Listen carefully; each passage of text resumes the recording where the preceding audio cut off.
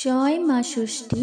নমস্কার প্রিয় দর্শক বন্ধুরা, আজ 7ই ডিসেম্বর 21শে অগ্রহায়ণ শনিবার। আজকের দিনে পালিত হতে চলেছে মূলা ষষ্ঠী। আজকের দিনে অনেকেই হয়তো সন্তানের মঙ্গল কামনায় মূলা ষষ্ঠী ব্রত পালন করছেন।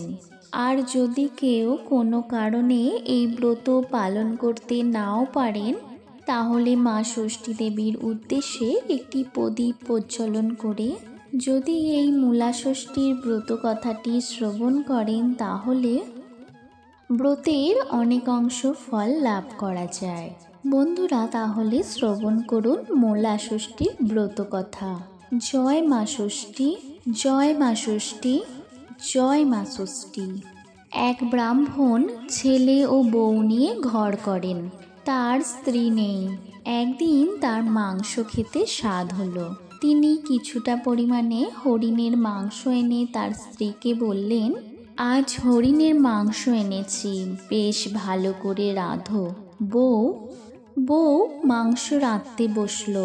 তারপর মাংস রান্না হলে বউ ঝিকে বললেন, ঝি দেখ দেখি মাংসের নুন ঠিক হয়েছে কিনা।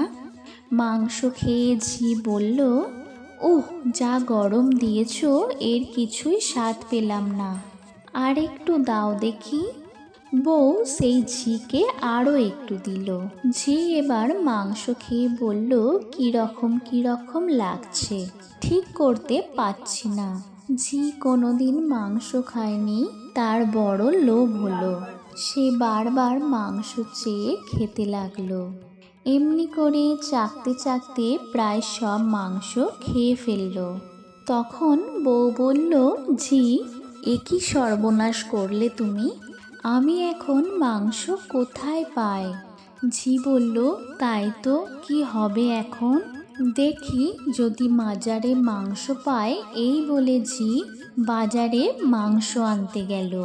ঝি কোথাও মাংস পেল না।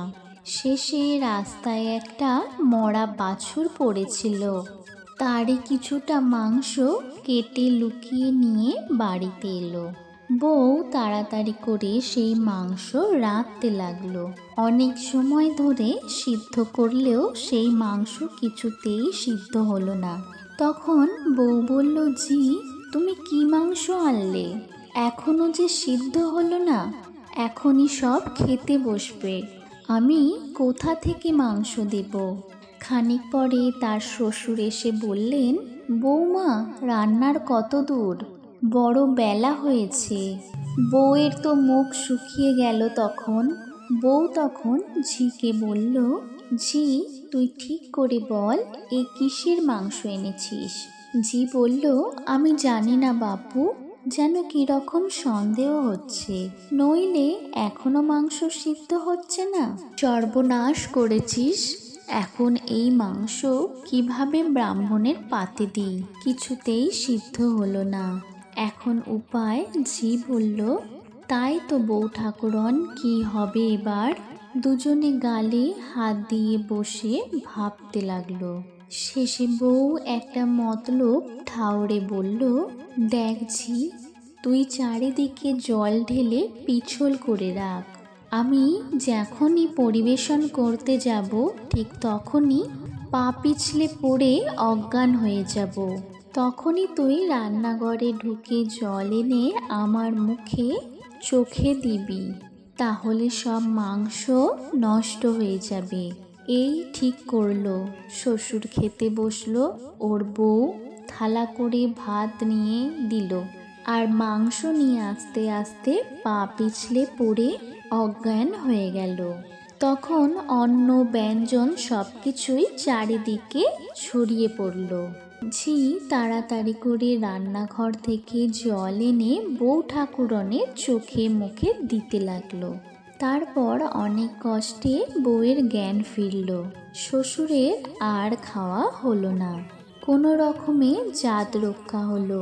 বউ তখন কিসের মাংস ঝি এনেছিল খোঁজ করতে স্বামীকে পাঠালো। তখন খোঁজ খবর করাতে ঝিয়ের মরা বাছুর কাটার কথা প্রকাশ হয়ে পড়ল। সেই দিন ষষ্ঠী। বউ মূলো, কলা ও পান দিয়ে মা ষষ্ঠীর পূজা করে মরা বাছুরের উপর ফুল জল ছড়িয়ে দিল। তখনই সেই মরা গরুটি বেঁচে উঠল। সকলেই অবাক হয়ে গেল। চারিদিকে ধন্যি ধন্যি পড়ে গেল। বউ তখন শ্বশুরের কাছে আগাগোড়া সব ঘটনায় খুলে বলল। শ্বশুর শুনে বললেন, আহা বৌমা, আমার স্বয়ং লক্ষ্মী ঠাকুরন। ষষ্ঠী ঠাকুরানীর উপর তার খুব ভক্তি হলো। তিনি খুব ঘটা করে মা ষষ্ঠীর পূজা করলেন ও তারই সঙ্গে তার মাহাত্ম্য প্রচার করতে শুরু করলেন। বউয়ের বাছুর বাঁচানোর কথা চারিদিকে ছড়িয়ে পড়তে লাগলো। তখন তিনি বললেন, অঘ্রাণ মাসের শুক্লা ষষ্ঠীর দিন মাছ মাংস খেলে গো মাংস খাবার পাপ হবে।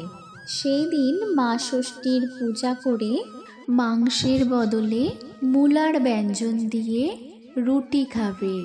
এর নাম সেই থেকে প্রচার হতে লাগলো মূলা ষষ্ঠী। সেই থেকে অঘ্রাণ মাসের মূলা ষষ্ঠীর প্রচার হলো। মূলা ষষ্ঠীর ব্রত কথাটি সমাপ্ত হলো। আশা করি দর্শক বন্ধুরা মূলা ষষ্ঠীর ব্রত কথাটি শ্রবণ করে আপনাদের ভালো লেগেছে। ভিডিওটি যদি ভালো লেগে থাকে তাহলে ভিডিওটিতে একটি লাইক করবেন। তার সঙ্গে আমার চ্যানেলের নতুন বন্ধু হলে চ্যানেলটি সাবস্ক্রাইব করবেন। সকলে ভালো থাকবেন, সুস্থ থাকবেন। ধন্যবাদ।